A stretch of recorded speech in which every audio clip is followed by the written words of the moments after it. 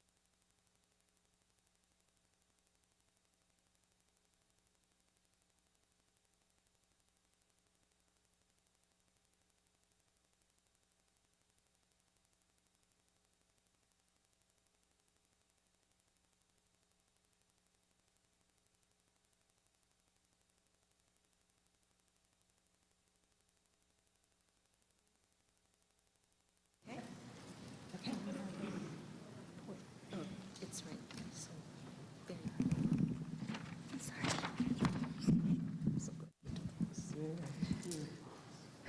Good morning or good afternoon, everybody. You ready? Okay. Gonna go ahead and perform your oath. You don't have to repeat after me. You're gonna raise your right hand. You will affirm the oath by saying, I swear, I shall, or I will, and then that is it. You ready? I solemnly swear or affirm that I will support the Constitution of the United States, the Constitution of the State of California, and the Charter of the City of Oakland, and will truly, and to the best of my ability, perform the duties of Mayor, City of Oakland. I swear I shall, I will. Congratulations, Mayor Lee.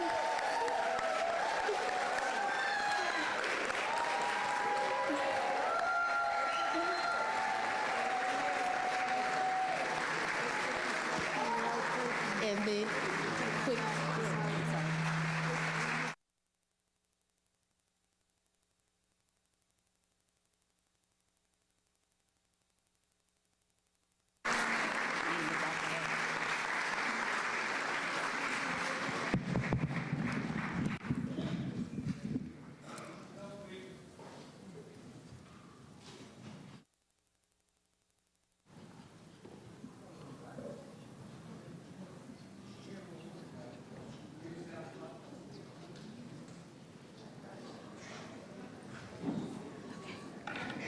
Sign there. Whoa, I swear I shall, I will. Whoa.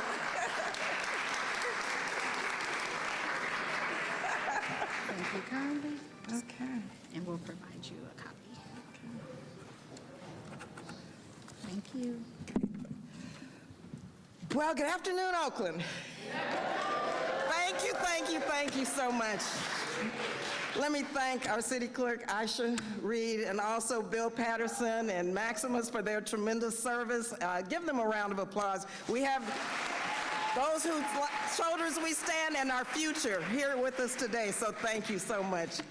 Before I begin, let me just take a moment to thank Barbara Leslie, better known as Barb, Executive Director of the Oakland Metropolitan Chamber of Commerce, Keith Brown, Executive Secretary Treasurer of our Alameda Labor Council, and to my Chief of Staff, Mia Saika Chen. Can I ask them to come up and just join me? They've been a rock through this entire transition period, and I just want them to be here as we talk a little bit about the future. Yes, it's with deep gratitude and humility and love for Oakland that I stand here before you as the newly sworn mayor of the city of Oakland that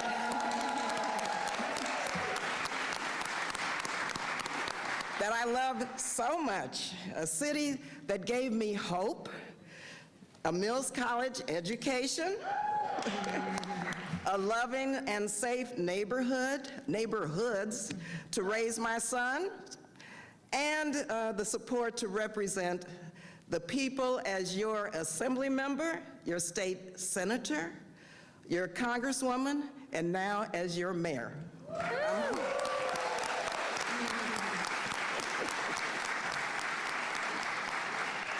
And yes, today marks a new era for Oakland. Like Oakland's gifts to me, I really want to help, with your help, reinstill hope, create opportunities for our young people, ensure a safe path for our sons and daughters to have long, productive lives, and to be housed or own homes in a safe, clean city, to address the moral disgrace of our unsheltered population with dignity, to support our senior citizens and our artists, and yes, to recommend solutions to make our city and its people economically healthy and vibrant. So to the good people of Oakland, I'm honored to serve as your mayor. Your spirit, your resilience, and your grit are unmatched. And I know this country and I know the cities very well. And I know that we've been through a lot and will continue to go through our share of challenges. But what I know about Oakland is that we are a community that punches above our weight, right? Always. We are a city of doers, of dreamers, of entrepreneurs, of artists, of innovators. And together, we're going to do the hard work, and you know it's hard work, to put Oakland back on the right track. On the right track. So to my family, I want to thank you for your unwavering commitment and support. I wanted a moment of personal privilege. I wanted to note that the Bible I was just sworn in with belonged to my grandfather, an incredible man who was born 2 years after people in Texas found out we were free. In 1867, he was born in Galveston, Texas. That's 2 years after slavery ended. His mother, my great-grandmother, was born and lived through slavery in Galveston. Now, my grandfather graduated from Tillotson College in Austin, Texas. He spoke fluent Spanish. He became the first letter carrier in El Paso, Texas. We lived in an immigrant community near the border of Juarez, Mexico. Juneteenth is significant and has been for myself, and many of you know that. Galveston is significant because it was 2 years on Juneteenth after 1865, when emancipation occurred. The Texans were told 2 years later, mind you, when the Union soldiers came to Galveston, they told us that we were freed. Didn't know it. So that's Juneteenth for you, June 19th, 1865. And my grandfather was born 2 years later. And so we all lived together in an extended family in El Paso and in Southern California, in San Fernando and Pacoima. Now my mother, and many of you knew my mother, Mildred Parrish Massey, she was, you knew my mother, here she is. She was one of the first 12 students who integrated the University of Texas at El Paso, one of the first 12 with the NAACP as a plaintiff. She became the first African American to work as a civilian at Fort Bliss Army Base. And many of you knew her, as I said, but you know what she always told me? That in spite of the challenges, the word can't is not in the dictionary. And she made me look it up every time I said, I can't. She said, yes, you can. I can't. And she said, it's not in the dictionary. That was Mildred Massey. My father, some of you knew him, Lieutenant Colonel Garvin Tutt. He lived in Alameda and in Oakland. He served in the Korean War and in World War II. He was in the 92nd All-Black Battalion in Italy. Of course, it was a segregated army then, supporting the Normandy invasion. He was a proud military officer who wanted to buy a home in San Leandro. He couldn't because he was black. My dad tried several times to buy a home in San Leandro and ended up being run out of town. But guess what? My father gave me a lot of hope. Little did my parents know then that I would end up representing San Leandro for 3 decades in Congress. In 3 decades of Congress. And some of you may remember my stepmother, Paul and Gay. I know you remember Rayco Tutt, who my dad married after he divorced my mother. They split up and remarried, both of them. He married her in Japan. And I had the privilege, when Rayco came back here to Oakland, I had the privilege to teach her English. And she was truly a second mother to me. And so when I think about my family, I think about Oakland and its beautiful diversity. Here in Oakland, I have talked and visited with many in living rooms at community events, at church services. Here in Oakland, I have visited many farmers markets and neighborhoods over the past many years, and especially in the last 5 months. Thank you, everyone, for sharing your stories and continuing to inspire and encourage me to meet this moment. You were clear about the need to transform Oakland into a safer and cleaner city. Very clear. Very clear.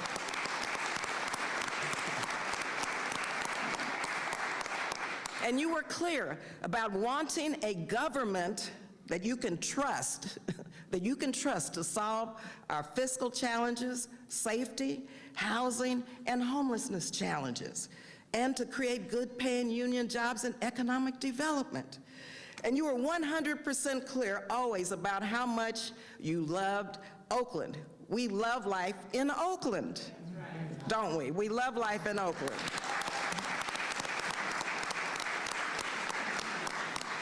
So over the last month, my transition team has been working so hard at work building a team that can deliver on my 100-day plan, which is a 10-point program.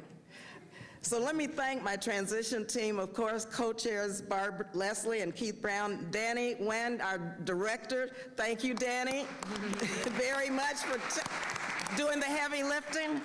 Ben Rosenfeld and Barbara Parker for helping to ensure a smooth, ready-to-lead transition into the mayor's office. And I want to thank Mia Saika Chen. Where's Mia? Go, Mia, for answering the call. She knows it's a tough job. But she has already answered the call as my chief of staff. And to Council Member, Mr. President Kevin Jenkins. Where's Kevin? My mentor.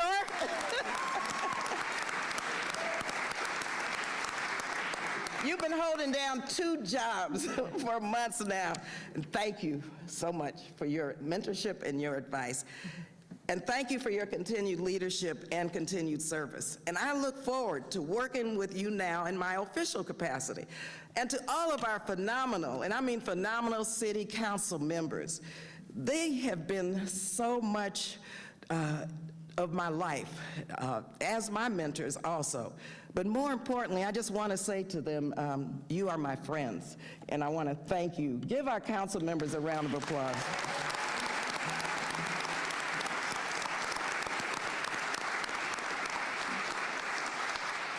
Oakland members, Oaklanders expect and demand that we must govern in a new way.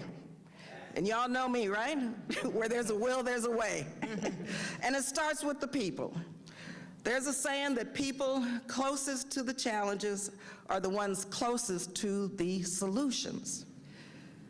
Over the next 100 days, we will bring Oaklanders from all walks of life to help inform how our government can better serve the people and usher in a new era of prosperity and progress.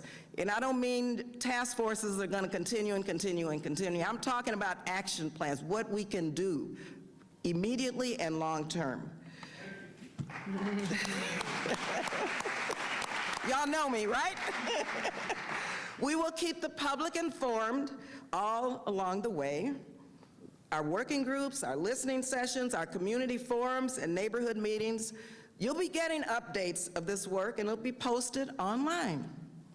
Our working groups range from good governance, public safety, public-private partnerships, large employers, small businesses, youth, arts and culture, economic development, tech, Interfaith Advisory Council, and more. There's no time to waste. Oaklanders deserve transparency, accountability, and results starting now. Starting now.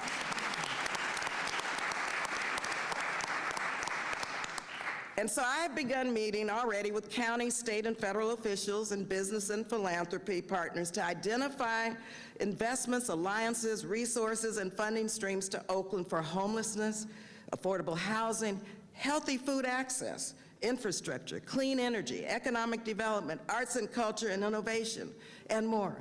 And the response has been incredibly positive. I'm also clear-eyed that Oakland, like many cities across California and our nation, is projected to have a substantial budget shortfall over the next 2 years. These budget deficits didn't happen overnight, and they will require both short-term and long-term structural solutions to solve Oakland's budget challenges. We have the best minds and the best financial advisors, and we'll have more. And with my team, I plan to immediately review areas of concern, including Oakland's expenditures and obligations, its budget assumptions, a strategy to collect money owed to the city, making sure, right? You all know what I'm talking about? Making sure taxpayer dollars are being spent efficiently, and the impact of federal budget cuts on local Oakland programs. And I'm grateful for the perspectives of everyone. And I want to thank our city administrator, Justin. Justin, thank you very much for steadying the ship for all of us and for your advice and your leadership. And so as your mayor, my job is to lead our city out of a budget crisis and a period of financial stability. Not going to be easy, but we're going to do everything we can do, everything. And we can only do this together if we have a strong and vibrant downtown, thriving small businesses in every single Oakland neighborhood, and those that preserve the character of our great city and contribute to our vitality, and a city that welcomes investment, and also a city that values our artists and our cultural workers and our restaurants and all of that that makes Oakland, Oakland. And so just thank you all for being here on my first, is this my first official day as the mayor of Oakland? First day. First day. And I'd like to end with a quote from a very good friend of mine, the late, great Maya Angelou, whose late son was my friend Guy. Guy grew up and lived right here in Oakland. Dr. Angelou said, "Leaving behind nights of terror and fear, I rise into a daybreak that's wondrously clear. I rise, bringing the gifts that my ancestors gave. I am the dream and the hope of the slave. I rise, I rise, I rise." Oakland, yes, today, what are we gonna do? We rise. All right, thank you. God bless you.